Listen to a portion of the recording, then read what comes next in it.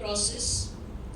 We have one other legend in Mahabharata. I've been, Sir said, Ramayana says what all should be done, and Bharata says what all should not be done. Of course, there are also areas in Bharata where you can pick up and find out what things should be done.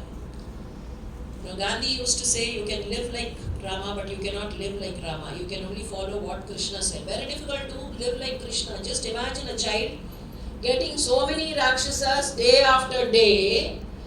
Isn't it so difficult to live like Krishna?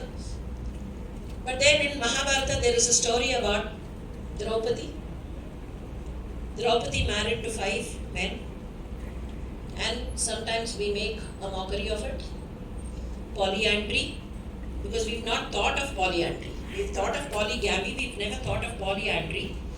Please be informed, on the Himalayan slopes, polyandry was practiced for some centuries. It is after all a demographic balance. When women are more, polygamy gets in. When men are more, polyandry gets in. It's a demographic balance.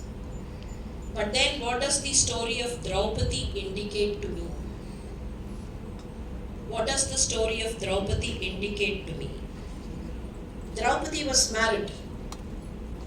After the marriage, sage Vyasa came there.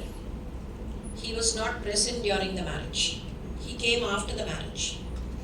And then he said, he blessed them. He was about to leave. He called Draupadi and said, my dear girl, you still have the liberty to annul this marriage. If you do not want 5 husbands, you can annul this marriage. She said, no, I will accept whatever has been ordained on me by God and by elders, accepted.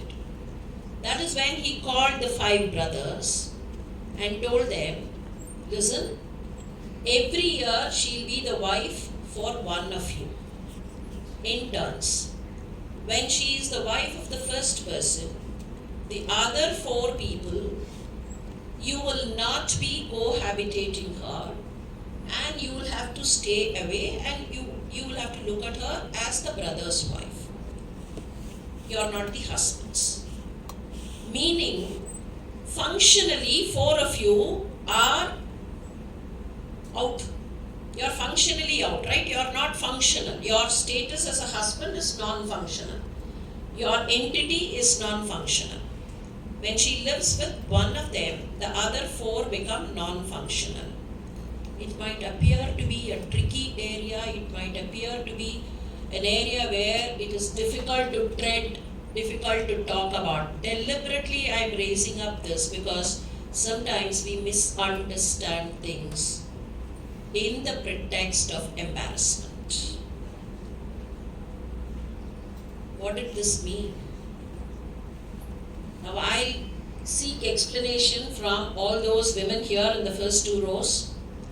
15 years ago, 20 years ago, there used to be cricket matches or other matches, sports events, where the children will get glued to the television. I'm not talking about today's matches, because today you have several other things to get glued. Your own cell phones are there, so many things.